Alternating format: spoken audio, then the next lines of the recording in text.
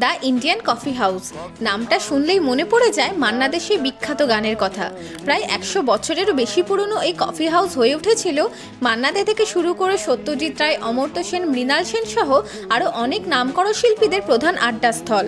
তবে কফি হাউসে সেই আড্ডাটা এখনও আগের মতো আছে কি নেই তা তো জানি না, কিন্তু এখানকার কফি সহ বাকি খাবারগুলোর অনেক মিক্সড রিভিউ পেয়েছি।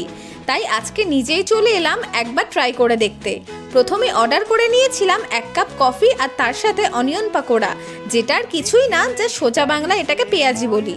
দেখো, কফিটা খেতে আমার একদমই অ্যাভারেজ লেগেছে ঠিকই, তবে এরকম একটা অ্যাম্বিয়েন্স পেয়ে আমি কিন্তু এটাকে কনসিডার করতে অবশ্যই রাজি আছি।